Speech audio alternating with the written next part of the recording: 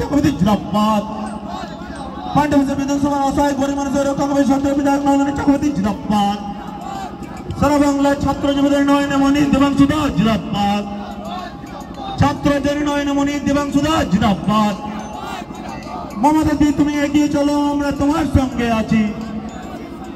অভিষেকটা তুমি এগিয়ে চলো, আমরা তোমার সঙ্গে আছি। আর একজন নেতৃত্ব আমাদের দাদা মাথায় সুন্দর টুপিটা পরিয়ে দিল। তো যখন পরিয়ে দিল আমি ভাবছিলাম যে দাদা তো আমাকে একখানা টুপি পরালো, কালকে শুভেন্দু এসে সবকটা বিজেপি কর্মীকে টুপি পরিয়ে গেছে যে জিতবে। মিছিলে হেঁটেছে, আমি ভিডিওটা দেখলাম, 500 লোকও গুনে বললে কম হবে। আর মঞ্চ থেকে যখন ভাষণ দিচ্ছে, শুভেন্দুর কিছু পেটোয়া টিভি চ্যানেল আছে, ওই টিভি চ্যানেলগুলো আবার ভিড়ের দিকে ক্যামেরা করে না, শুভেন্দু থোবড়া দেখায়। এটা ভিড়ের দিকে ক্যামেরা করলে সব বোঝা যাবে লোক কম। শুভেন্দুর ভিড় মানে সামনে 20টা চেয়ারে লোক বসে আছে, বাকি যে যার মতো চা খাচ্ছে, ঘুরে বেড়াচ্ছে। শুভেন্দু বলছে যতদূর চোখ যায় শুধু মাথা। আমি খালি ভাবছি একটা লোক কত মিথ্যা বলতে পারে, কত ঢপ দিতে পারে। এই শুভেন্দু গতকালকে যে এসেছিল, আমি তো জানিও না আজকে আমাদের মিটিং, তো আমাদের সর্বত্র প্রোগ্রাম হচ্ছে, তো আজকে এখানেও আমাদের প্রোগ্রাম ছিল, আমাদের অনুষ্ঠান ছিল। ঘটনাচক্রে কালকে আবার ও এসে ঘুরে গেছে। তা আমি আপনাদের একটা কারণে ধন্যবাদ জানাই মায়েরা দাদারা, যে ওই পাপিষ্ঠটা ওই রাস্তা দিয়ে হেঁটে রাস্তাটাকে অপবিত্র করেছিল। আপনাদের পদধূলিতে আপনারা রাস্তাটাকে আবার পবিত্র করে দিয়েছেন, আপনাদের অসংখ্য ধন্যবাদ। আমার মনে আছে 2021-এর বিধানসভার দিনের রেজাল্ট, তৃণমূল তখন প্রায় 180-90 ক্রস করে গেছে, টিভিতে দেখাচ্ছে। শুধু পাণ্ডবেশ্বর সিটটা যখন টিভিতে দেখাচ্ছে, আমি দেখছি একদম ক্লোজ মার্জিন, কখনো নরেন্দ্র এগোচ্ছে, কখনো নরেন্দ্র পিছোচ্ছে। আর আমি খালি মনে মনে ভাবছি বাবা এই সিটটা বের করে দাও। কারণ যে যে সিটে গদ্দাররা দাঁড়িয়েছিল, আমি বীরভূমের তারাপীঠের মা তারার কাছে গিয়ে প্রার্থনা করেছিলাম তৃণমূল 150টা সিট পেয়ে ক্ষমতায় আসুক তাও চলবে, কিন্তু গদ্দার যেন প্রত্যেকটা হারে।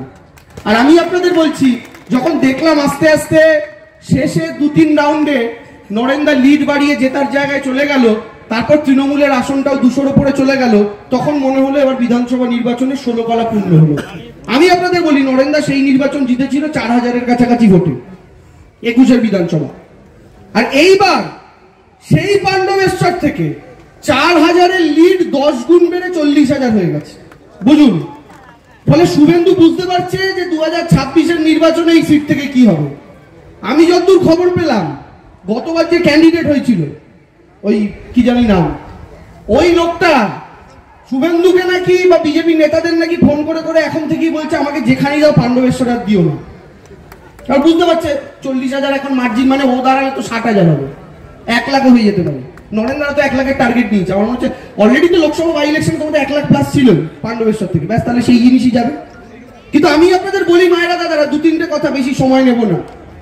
এই ভয়ঙ্কর বিজেপি এখন এসআইআর করতে চাইছে। এই এসআইআরটা কি জানেন?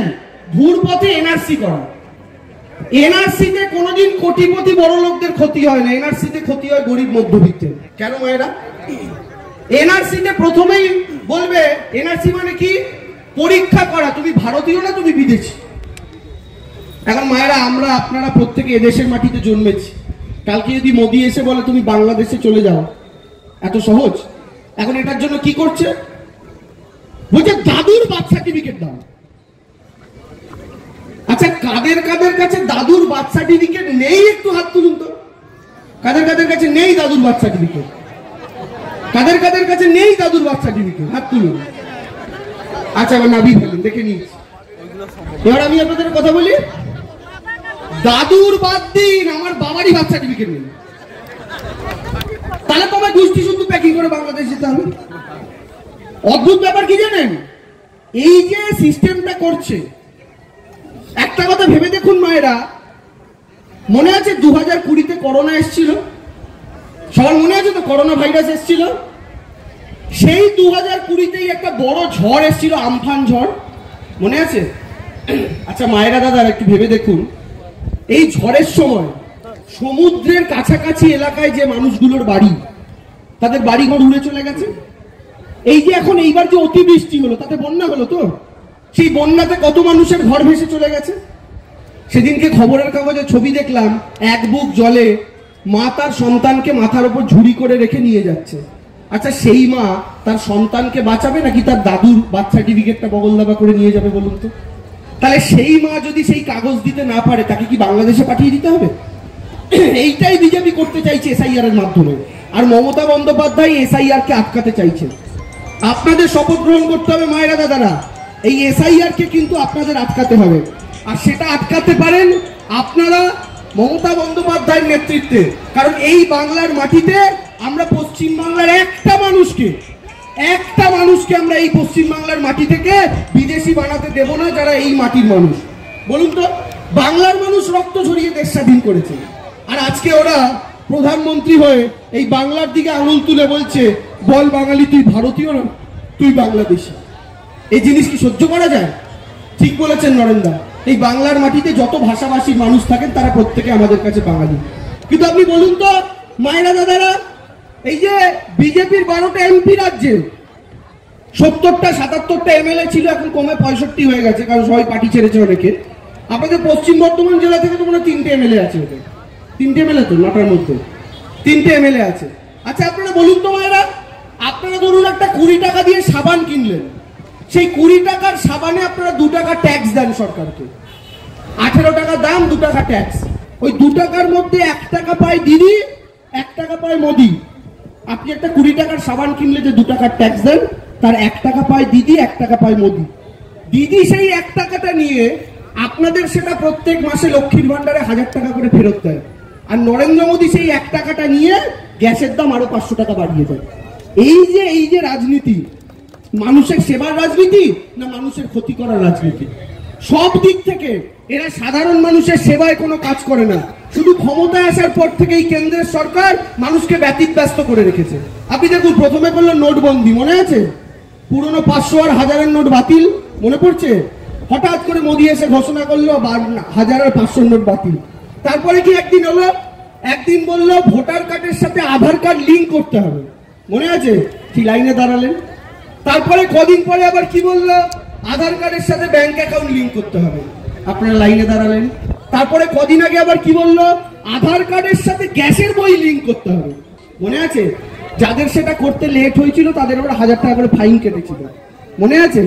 তাহলে এখন আবার বলছে তুমি দাদুর বার্থ সার্টিফিকেট নিয়ে আবার লাইনে দাও।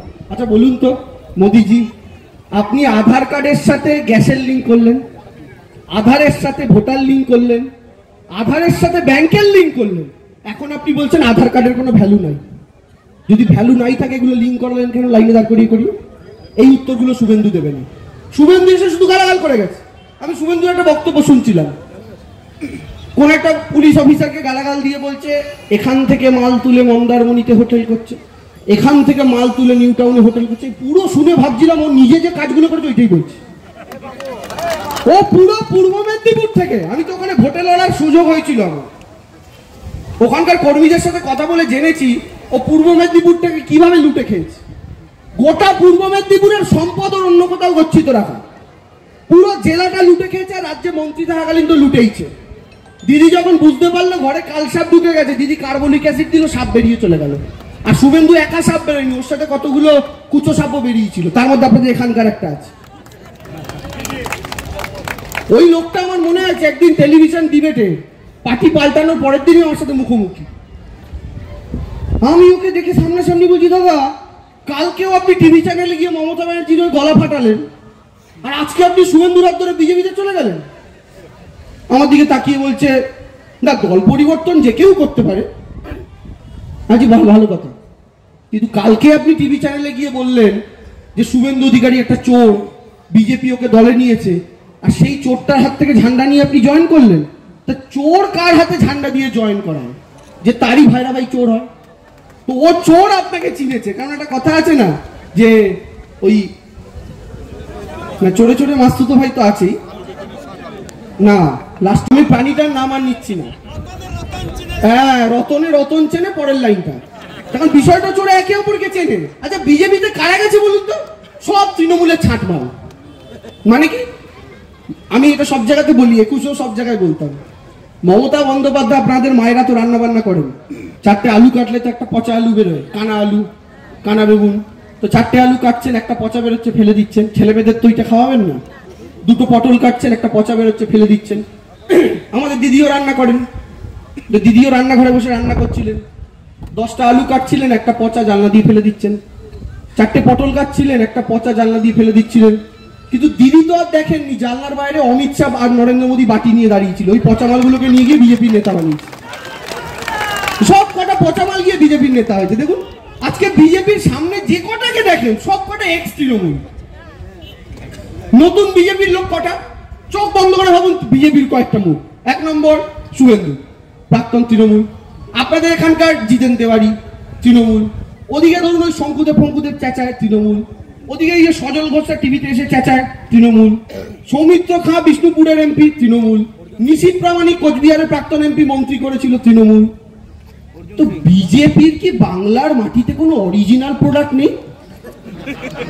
বিজেপির সিস্টেমটা কি? ওপরের নেতা হচ্ছে তৃণমূলের প্রাক্তন আর নিচের কর্মী হচ্ছে সিপিএম এর হারমাদদের বেটাগুলো।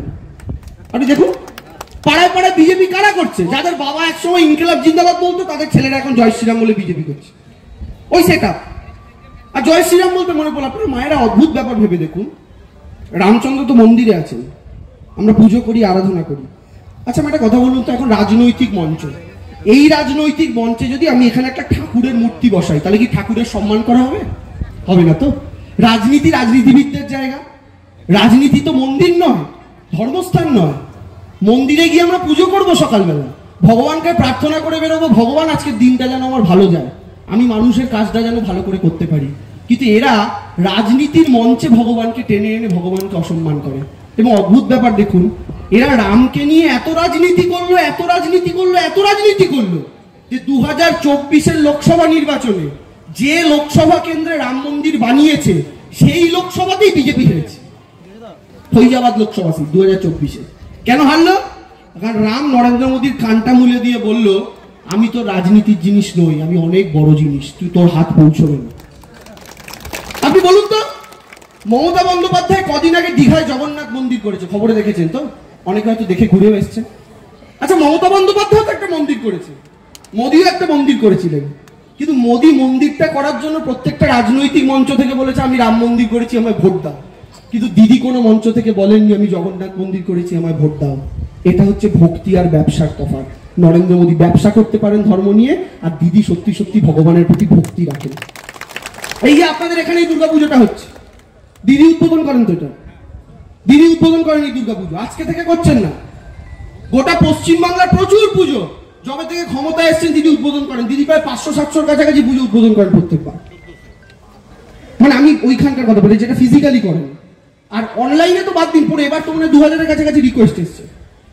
এই যে মমতা বন্দ্যোপাধ্যায় দুর্গাপুজোর উদ্বোধন করেন, কোনোদিন মমতা বন্দ্যোপাধ্যায় বলেননি এই দেখো আমি হিন্দুদের পুজো উদ্বোধন করছি, হিন্দুরা ভোট দাও। মমতা বন্দ্যোপাধ্যায় রেড রোডে নামাজেও যান, নামাজে আমার মুসলিম ভাইদের সাথে তাদের সঙ্গে থাকেন। আবার সেই রেড রোডে টিভিতে আপনারা দেখেন প্রত্যেক বছর দুর্গাপুজোর শেষে মা দুর্গার কার্নিভাল হয়, সব মায়ের মূর্তি একে একে যাচ্ছে, দিদি বসে রয়েছেন, সেটাও তো আপনারা টিভিতে দেখেন। আবার এই মমতা বন্দ্যোপাধ্যায় প্রত্যেক বছর 25শে ডিসেম্বর চার্চে গিয়ে যিশু খ্রিস্টের জন্মদিন উপলক্ষে খ্রিস্টান ভাইদের সাথে আনন্দ করেন। এটাই তো রাজ্যের। আচ্ছা বলুন, ব্যক্তি দেবাংশু, ব্যক্তি নরেন্দা, আমাদের একটা ধর্ম হতে পারে, আমরা বাড়িতে আমাদের যার যার ধর্ম, কিন্তু আমরা যখন রাজনীতির ময়দানে আসছি তখন আমার কোনো ধর্ম নেই, জাতি নেই। তখন একজন হিন্দু, মুসলমান, শিখ, খ্রিস্টান সবাই আমার লোক। আচ্ছা কালকে যদি কেউ বলে, ধরুন আমার নাম দেবাংশু ভট্টাচার্য, আমি ধরুন একটা এমপি এমএলএ হলাম, আমি যদি কাল বলি যে আমি শুধু ভট্টাচার্যদের জন্যই কাজ করবো আর কারোর জন্য করবো না, এটা কোনো কথা হলো? কালকে নরেন্দা যদি বলে আমি নরেন্দ্রনাথ চক্রবর্তী, আমি শুধু চক্রবর্তীদেরই সার্ভিস দেবো আর কাউকে দেবো না, এটা কোনো কথা হলো? দেশের সমস্ত মানুষ সমান, আমি কে আমার পরিচয়টা গুরুত্বপূর্ণ না, আমি কোন পদে আছি সেটা গুরুত্বপূর্ণ, আর সেই পদটা মানুষ ঠিক করে দেয়। কিন্তু শুভেন্দুর মতো কুলাঙ্গাররা এগুলো কোনোদিন বুঝবে না। আর আমি আপনাদের বলছি মায়েরা, মমতা ব্যানার্জিকে কি সব ভাষায় আক্রমণ করে দেখেছেন? বেগম, খালা, ফুফা এইসব বলছে। আরে মমতা ব্যানার্জি একটা ব্রাহ্মণ ঘরের মেয়ে, তাকে তুই বেগম, খালা এই সমস্ত বলছিস, আর কে বলছে? সেই শুভেন্দু যাকে মমতা ব্যানার্জি এইটুকু থেকে আজকে এত বড় করেছে। আচ্ছা শুভেন্দুকে কেন অমিত শাহ জয়েন করালো? শুভেন্দুকে তো পাড়ার পল্টুও জয়েন করাতে পারতো বিজেপি। অমিত শাহ দিল্লি থেকে উড়ে এসে কেন জয়েন করালো? কারণ শুভেন্দুকে ওই বাচ্চা থেকে বড়টা মমতা ব্যানার্জি করেছে, এত বড় করেছে যে অমিত শাহ মনে করেছে আমার গিয়ে ওকে জয়েন করানো দরকার। শুভেন্দু সেইটুকু কৃতজ্ঞতা বোধ কিন্তু মমতা ব্যানার্জির উপর নেই। মুখের ভাষা দেখেছেন? আর আমি আপনাদের বলছি মায়েরা দাদারা, একটু মনে করুন, আপনারা সবাই সিনিয়র সামনে বসে আছেন। মমতা ব্যানার্জি যখন সিপিএম এর বিরুদ্ধে লড়ছিলেন, কোনোদিন একটা খারাপ ভাষা ব্যবহার করেছেন সিপিএম নেতাদের সম্পর্কে? মমতা ব্যানার্জি আন্দোলন করেছেন, প্রতিবাদ করেছেন, নিজের মাথা ফাটিয়েছেন, অনশন করেছেন, কিন্তু কোনোদিন বুদ্ধদেব ভট্টাচার্য বা জ্যোতি বসুকে গালাগাল করেননি। সেই কারণেই বাংলার মানুষ মনে করেছে এই মহিলাটাকে রাজ্যের ক্ষমতা দেওয়া যায়। কিন্তু এই শুভেন্দু কদিন আগে রাস্তায় যাচ্ছিল, ওকে একজন লোক জয় বাংলা বলেছে, নেবে খ্যাপা ষাঁড়ের মতো তারা করেছে। আচ্ছা, জয় বাংলা কি? আমাদের যাদের মুখের ভাষা বাংলা, আমরা ভাষার নামে জয়ধ্বনি দিচ্ছি জয় বাংলা। আমার রাজ্যের মাটির নাম বাংলা, এই মাটিটা তো বাংলা। এখন বিজেপি বলে জয় বাংলা হচ্ছে বাংলাদেশের স্লোগান। আমি একদিন টিভি চ্যানেলে বিজেপি নেতাদের শুনিয়েছি যে বিজেপি সভাপতি জেপি নাড্ডা বাংলায় মিটিং করতে এসছে, জয় বাংলা বলে গেছে। জেপি নাড্ডা জয় বাংলা বলছে, শুভেন্দু বলছে বাংলাদেশের স্লোগান। যারা জয় বাংলা বলে তারা বাংলাদেশি। তো শুভেন্দু বাবুকে আমি বলি, আগে জেপি নাড্ডাকে বাংলাদেশে পাঠান। উনি তো বলে গেছে, দ্রৌপদী মুর্মু এসে বলে গেছে। আচ্ছা, বাংলা কি? আমার মাটির নাম তো বাংলা। বিজেপি রাজনীতিতে কি বলে? বলে আমরা এবার বাংলা দখল করবো। তো ওরাও তো বাংলা বলিস। সেই জায়গা থেকে আমি আপনাদের বলছি মায়েরা দাদারা, এই পরিস্থিতির মধ্যে দাঁড়িয়ে 26-এর নির্বাচন আমাদের সামনে। এই মাটিতে আমি আপনি থাকবো কিনা, নাকি মাটি থেকে আমাকে আপনাকে উচ্ছেদ করা হবে, বিদেশি বানিয়ে দেওয়া হবে, সেই জমি বাঁচানোর, মাটি বাঁচানোর লড়াই 26। এই 26-এর লড়াই মমতা বন্দ্যোপাধ্যায়ের হাতে বাংলা রাখার। কারণ এই যে বললাম 20 টাকার সাবান কিনলে 1 টাকা মোদিকে দেন, 1 টাকা দিদিকে দেন ট্যাক্স। মোদি কিন্তু এই ট্যাক্সটা নেবার পরও আপনার আবাসের টাকাটা বন্ধ করে দিয়েছে, আপনার 100 দিনের টাকাটা বন্ধ করে দিয়েছে।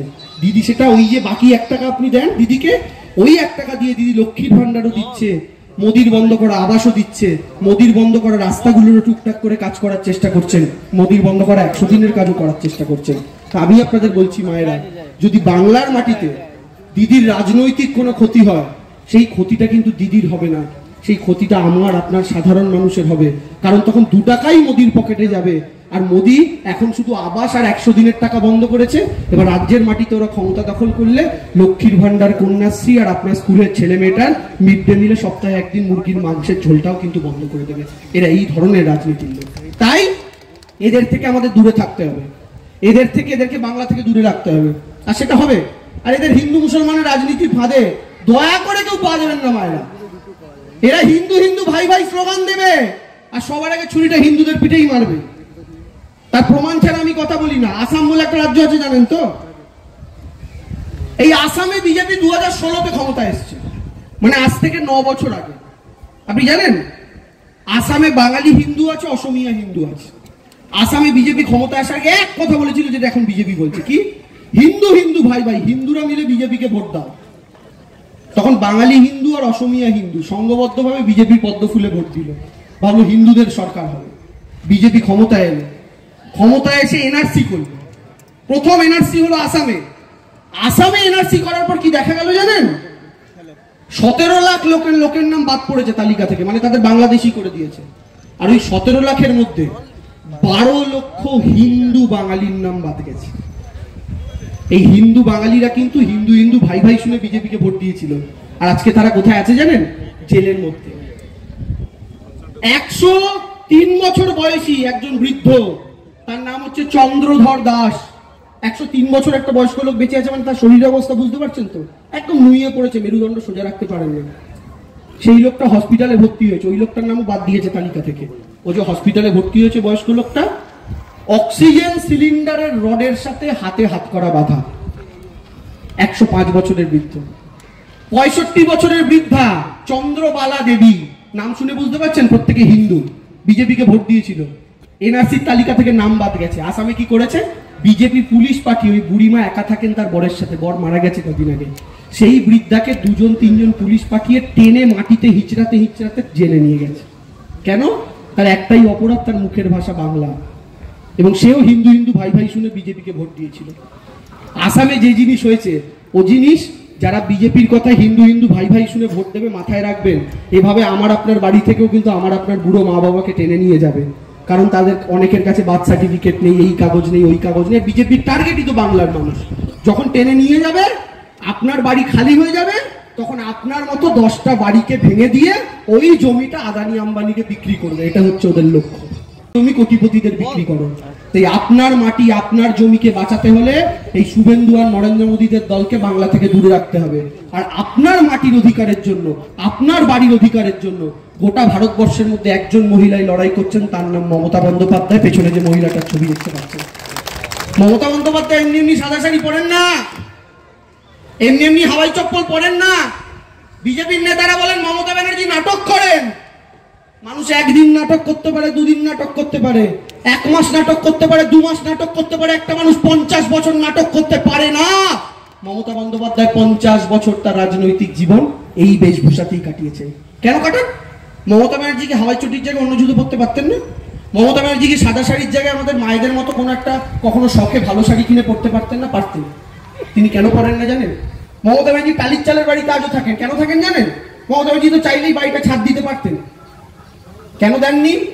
তার একটাই কারণ, মমতা ব্যানার্জি বিশ্বাস করেন তিনি সারাদিন মুখ্যমন্ত্রীর কাজ সামলে রাত্রিবেলা যখন তার বাড়ির ওই টালির চালের বিছানাটা এসে ঘুমাবেন, বিছানাটার বালিশে যখন মাথা রাখবেন, তখন তার চোখটা থাকবে তার টালির চালের দিকে। আর সেই টালির চালটা দেখতে দেখতে তিনি যেন বাংলার প্রত্যেকটা টালির চালের নিচে থাকা মানুষের যন্ত্রণার কথা ভাবতে ভাবতে ঘুমোতে পারেন। তাই এই মহিলা আজও টালির চালের তলায় থাকেন। আর নরেন্দ্র মোদী নিজেকে বলতেন চাওয়ালা, আমি চা বিক্রি করতাম। মানুষ ভাবলো যে বাহ, একজন চাওয়ালা প্রধানমন্ত্রী হবে, তাহলে বোধহয় গরিবদের কথা ভাববে, কারণ সে তো নিজেও গরিব ছিল এক সময়। ও বাবা, প্রধানমন্ত্রী হয়ে বাবুর রূপ পাল্টে গেল। প্রধানমন্ত্রী হয়ে একটা 10 লাখের শুট কিনলো। একটা শুটের দাম 10 লাখ। মায়েরা ভাবেন, শুটে আমার পাঞ্জাবিটা সুতোর কাজ, আর নরেন্দ্র মোদীকে শুটটা 10 লাখ টাকা সোনার কাজ। যে লোকটা এক সময় চা বিক্রি করতো, গরিবের যন্ত্রণা দেখেছে, সে কোনোদিন 10 লাখের শুট পড়ার ভুটানি করতে পারে মায়েরা? শুধু সেখানেই শেষ নয়, নরেন্দ্র মোদী কি করলেন? ছোট ছোট প্লেনে মোদীর আর ভালো লাগছে না। মোদী আমেরিকাকে ফোন করে বললেন আমি একটা প্লেন কিনবো তোমাদের থেকে। ভালো কথা। তো সেই প্লেনটার দাম কত জানেন? 8,000 কোটি টাকা। 8,000 কোটি মানে বুঝছেন? 8-এর পরে শূন্য বসাতে শুরু হলে আমার বয়স 75 হয়ে যাবে, শূন্য শেষ হবে। এই 8,000 কোটি দিয়ে মোদী নিজের জন্য, দেশের জন্য নয়, নিজের জন্য একটা প্লেন কিনল। মমতা ব্যানার্জিও তো রাজ্যের মুখ্যমন্ত্রী, 8,000 কোটি না হোক 2,000 কোটি টাকা দিয়ে তো একটা প্লেন কিনতে পারতো নিজের জন্য। করলেন না। কি করলেন? নরেন্দ্র মোদী যখন 8,000 কোটি দিয়ে নিজের জন্য একটা প্লেন কিনলো, দিদি তখন সেই 8,000 কোটি খরচ করে বাংলার মায়েদের লক্ষ্মীর ভান্ডারে সেই টাকাটা ভাগ করে দিলেন। এটা আমার নেত্রী মমতা বন্দ্যোপাধ্যায়। ফলে দিদি আর মোদী দুজনেই গরিব জীবন থেকে শুরু করেছেন, কিন্তু আমার দিদি যে মমতাটি 50 বছর আগে ছিল সেই মমতাটি রয়ে গেছে। কিন্তু ওদের মোদী, যে নরেন্দ্র মোদী ছিল সেই নরেন্দ্র মোদী আর নেই। ফলে তার থেকে গরিবের কাজও আশা করতে পারেন না। সে শিল্পপতিদের জন্যই করবে, আর আপনার জমি নিয়ে শিল্পপতিদের দান করবে। তাই এদের হাত থেকে বাঁচতে হবে। আর এরা জানে এসব দেখার পর মানুষ তো এদের ভোট দেবে না। এদের একমাত্র উপায় কি? ভগবানের নামে ভোট চাও। দেখবেন রাস্তায় 2 রকম ভিখারি দেখা যায়। একরকম ভিখারি দেখা যায় যারা কষ্টে শিষ্টে সত্যি আমাদের থেকে সাহায্য চান, আমরা অনেকে সাহায্য করি। তারা কি হয়, ধরুন কেউ বিশেষভাবে সক্ষম, হাত পা ভাঙা, চলতে পারেন না, কেউ দেখতে পারেন না, কথা বলতে পারেন না, তারা অনেক সময় আমাদের কাছে এসে সাহায্য চান। আমরা কেউ 5 টাকা, 2 টাকা, 10 টাকা, যার যেমন সামর্থ্য, মায়েরা দাদারা সবাই আপনারা কখনো না কখনো দিয়েছেন তাদেরকে। তাদেরকে দেখলে একটা মায়া জাগে মনে, যে মানুষটা কি করে খেটে খাবে, তো হাঁটতে চলতেই পারে না, তাই অনেকে দিয়ে সহযোগিতা করে। আরেক দল দেখবেন যারা ভিক্ষা করে, এদের শরীর চন্মনে, বডি ফিট, হাত চলছে, পা চলছে, টপাটপ কথা বলতে পারে, চোখে সব ড্যাব ড্যাব করে দেখতে পারে, তাও এরা ভিক্ষা করে। কিন্তু এদের তো দেখলে আমি আপনি কেউ সাহায্য করবো না। তখন এদের একটাই উপায়, কি বলেন? হাতটা বাড়িয়ে, রাম কে নাম পে 2 পয়সা দে দে বাবা, ভগবান কে নাম পে 2 পয়সা দে দে বাবা। বিজেপিও জানে ওদের যা কাজকর্ম ওই দেখে আপনি কোনোদিন ভোট দেবেন না, তাই ওদের একটাই অপশন, ভোটের আগে আপনার সামনে গিয়ে রাম কে নাম পে ভোট দে দে বাবা, রাম কে নাম পে ভোট দে দে। তাই রামের নামে ভোট চায়। আর আমরা বলি রামচন্দ্র তার এই বাংলার মেয়েটার পাশে আছে, তাই সেই মেয়েটাকে 21-এ জিতিয়েছে, তাই সেই মেয়েটাকে 24-এ জিতিয়েছে। আর রামচন্দ্র তোমাদের সাথে নেই বলে তোমরা 400 পারের গল্প দিয়ে 240-এ গাড়িটা আটকে গেছে। আর এবার তো দিল্লিতে কোন রকমে কানাঘুষো বেরিয়ে গেছে। পরের বছর শেষ, আর 29 অব্দি সরকার চলবে না। আমি বলছি নরেন্দ্র মোদীকে আরএসএস পদত্যাগ করাতে বাধ্য করবে কদিন পর, দেখবেন অলরেডি আরএসএস এর চাপ দেওয়া শুরু হয়ে গেছে। কেন জানেন? কারণ আরএসএস এর নিয়ম অনুযায়ী 75 বছরের পর কেউ পদে থাকতে পারে না। আর এই যে সেপ্টেম্বর মাস আসছে, পরের মাসে 17ই সেপ্টেম্বর, মানে বিশ্বকর্মা পুজোর দিন, বিশ্বকর্মা পুজোর দিন নরেন্দ্র মোদীর জন্মদিন, জানেন তো? এটা অদ্ভুত জিনিস। বিশ্বকর্মা পুজোর দিন বিশ্ব অকর্মার জন্মদিন। যাই হোক, তো সেই 17ই সেপ্টেম্বর নরেন্দ্র মোদী 75 বছরে পা দিচ্ছে। আর আরএসএস বিজেপির সংবিধান অনুযায়ী 75 বছর হওয়া মানে তোমায় পদত্যাগ করতে হবে। মানে অফিসিয়ালি আগামী মাসেই 17 তারিখ মোদীর পদত্যাগ করার কথা। আরএসএস চাপ দিচ্ছে, এদিকে বিজেপির লবিও চাপ দিচ্ছে, বলছে না মোদীকে সরালে তো হেরে যাব। তো বিজেপির নিজেদের মধ্যে কিন্তু হেভি এখন গোয়ালে গুতাগুতি, বুঝছেন? এবং এদের সরকারটা ডিসেম্বর অব্দি গড়ানো মানে অনেক বড় ব্যাপার। আমি ধরেও নিলাম এরা 29 অব্দি সরকারটা চালিয়ে নিল কোন রকম। একই দুটো স্ক্র্যাচে চলছে, বাদিকে চন্দ্রবাবু, ডান দিকে নীতিশের ঘটি আর 3 মাস পরে উল্টোবে। আমি বলছি বিহারের নির্বাচন, যেখানে এসআইআর প্রথম করলো, বিহারের নির্বাচনে নীতিশ কুমার এবার ভোগে, মিলিয়ে রাখুন, ওখানে তেজস্বী যাদব সরকার গঠন করবে এবার। আর আমি আপনাদের এই কথাটাও বলছি, বিহারে তেজস্বী দিকে সরকার গঠন করলে নীতিশ এবার মোদীর সাথে হিসাব শুরু করবে যে আমি তো রাজ্যে হেরে গেছি আর তোমায় সাপোর্ট দিয়ে কি করবো, আবার পাল্টি খেতে পারবে। আর ওর 16টা সিটের পাল্টি মানে মোদীর গভর্নমেন্ট ডাউন। তা আমি আপনাদের এই কথাই বলছি, 29 অব্দি যদি ধরেও নি, কপালের জোরে বরাতের জোরে সরকারটা বাঁচালো, 26-এ তো তৃণমূল আবার আসছে। আর তৃণমূলের আশা মানে 31 অব্দি তৃণমূল মিনিমাম আছে। 29-এ বিজেপির সরকার চলে যাওয়া মানে তারপরের বিধানসভা বাংলা, অর্থাৎ 31-এর আগে পর্যন্ত 2 বছর তৃণমূলের সরকার মিনিমাম থাকবে, যখন কেন্দ্রে মোদী থাকবে না। শুভেন্দুবাবু, তখন আপনি কি করবেন? ওই 2 বছর আপনি 29 থেকে 31 এই 2 বছর কি করবেন? এই যে পুলিশকে গালাগাল করছেন, মমতা ব্যানার্জিকে গালাগাল করছেন, শুভেন্দু ভেবে রেখেছে কি করবে। মমতা ব্যানার্জি জগন্নাথ মন্দিরটা কোথায় বানিয়েছে? পূর্ব মেদিনীপুর, শুভেন্দুর জেলা। এত ঝকঝকে মন্দির মমতা ব্যানার্জি বানিয়েছে, শুভেন্দু নিজেও দেখে ওর ভবিষ্যৎ নিয়ে নিশ্চিন্ত। আর যখনই 26-এ গদিটা উল্টোবে, হাতে একটা বড় বাটি নিয়ে ওই জগন্নাথ মন্দিরে শুভেন্দু অধিকারীকে গিয়ে বসতে হবে। আমি আপনাদের এই কথাটা নিশ্চিতভাবে বলে যাচ্ছি। তাই চোখ বন্ধ করে, যাদের ভোট দেওয়ার আগে 2 বার চিন্তা করতে হবে, চোখ বন্ধ করে খালি একটা কথা ভাববেন, নবান্নের 14 তলায় মমতা বন্দ্যোপাধ্যায় বসবেন না নবান্নের 14 তলায় শুভেন্দু অধিকারী বসবেন। এই শুভেন্দু যদি রাজ্যের মুখ্যমন্ত্রী হয়, পরের দিন থেকে বাংলার দশাটা কি হবে? যে এখনই খেপে জয় বাংলা শুনে তাড়া করে লোককে, ও তো কামড়ে দেবে কদিন পর। বিজেপি কর্মীরা জানি এখানে ভিড়ভাট্টায় ঢুকে আছেন, শুনছেন। আমি আপনাদের উদ্দেশ্যে বলছি, শুভেন্দুতে খুব সাবধান। ও এবার আচরানো কামড়ানো শুরু করবে, কারণ তার সব কটা কেটে গেছে। প্রতি বছর একটা করে ভোট যায় আর 2টো করে তার কাটে। কারণ অমিত শাহকে কথা দিয়ে আছে প্রত্যেকবার দিল্লি গিয়ে, স্যার এবার 42-এ 35 লিখে নিন। আর অমিত শাহ টিভি চালিয়ে বসে থাকে, দেখে 11, 12। তো অমিত শাহ প্রত্যেকবার ডাকে একটা করে চাটি মারে। তোর কথা শুনে আমি আবার মোদিজিকে বলি, আর মোদিজি তোর কথা শুনে বার খেয়ে আবার টিভিতে এসে বলে বাঙ্গাল মিস বা সবচেয়ে আচ্ছা রেজাল্ট হোক। মোদির মুখে চুনকালি পড়ে। তো শুভেন্দুর ক্যালকুলেশন এখন মোদি অমিত শাহ বিশ্বাস করছে না। 2021-এ শুভেন্দু বলতো আপকি বার 200 পার, বাংলায় 200টা সিট পাবে। এবার শুরুই করছে 180 দিয়ে, বলছে আমরা 180 পাবো। মানে টার্গেটই 20 কমে গেছে, বুঝছেন? টার্গেট 200 ছিল, এবার টার্গেট 180। মানে টার্গেট কমা মানে কি? একটা ছেলে যদি 90 পাওয়ার টার্গেট নিয়ে পরীক্ষা দিতে বসে, সে 70 পায়। আর শুভেন্দু পরীক্ষায় দিতে বসছে 50-এর টার্গেট নিয়ে, আর 34-এ পাস নয়। বুঝতে পারছেন? ওদের অবস্থা খুব খারাপ। তা আমি আপনাদের এই জন্য বলছি, যে বিজেপি সমর্থকরা এখনো দূরে ছিটিয়ে রয়েছেন, তারা আসুন মমতা বন্দ্যোপাধ্যায়ের সঙ্গে সঙ্গবদ্ধ হয়ে নিজের মুখের ভাষাটা, নিজের পায়ের তলার মাটিটাকে বাঁচানোর লড়াইতে ঝাঁপান। শুভেন্দু আজ আছে, কাল থাকবে না। ও এদিক থেকে যদি ওদিকে পাল্টি মারতে পারে, কালকে মোদি দিল্লি থেকে চলে গেলে ও দেখবেন কংগ্রেসে পাল্টি মেরেছে। ওর দ্বারা সব সম্ভব। তো ফলে যে বিজেপির নেতা কর্মীরা ওর ওপর বডি ফেলে ওয়েট করছেন, তাদের কিন্তু দুর্দিন আসন্ন। কারণ শুভেন্দু আপনাদের পাশে দাঁড়াবে না। দুর্দিন আসন্ন কেন বলছি? কারণ আপনার সরকার দেশেই থাকবে না, তো দুঃখ করে দিন কাটাতে হবে। তো সেই সমস্ত জায়গা থেকে মায়েরা আপনাদের বলি, আরো একবার ধন্যবাদ, আপনারা সকলে এসেছেন। আমি নরেন্দাকে অসংখ্য ধন্যবাদ জানাই। তিনি যেভাবে পাণ্ডবেশ্বরের সংগঠন সহ গোটা পশ্চিম বর্ধমানের সংগঠনকে শক্ত হাতে ধরে রেখেছেন, তাকে আমি অসংখ্য ধন্যবাদ জানাই। এবং এই অঞ্চলের সকল নেতৃত্ব, ব্লকের নেতৃত্ব থেকে শুরু করে অঞ্চল, ছাত্র, যুব, সোশ্যাল মিডিয়ার কর্মীরা, মহিলা, আইএনটিটিউসি, সকলকে একত্রে আমি ধন্যবাদ জানাই। এখন একটাই পরিচয় আমার আপনার, আমরা বাংলার মানুষ। কারোর মুখের ভাষা হিন্দি, কারোর মুখের ভাষা উর্দু, কারোর মুখের ভাষা বাংলা, এসব দেখার দরকার নেই। আমরা বাংলার মানুষ। আর যে কথাটা নরেন্দা বলেছেন, আমাদের দিদিও বলেন যে বাংলায় যারা থাকেন আমাদের কাছে সবাই বাঙালি, আপনার মুখের ভাষা যাই হোক না কেন।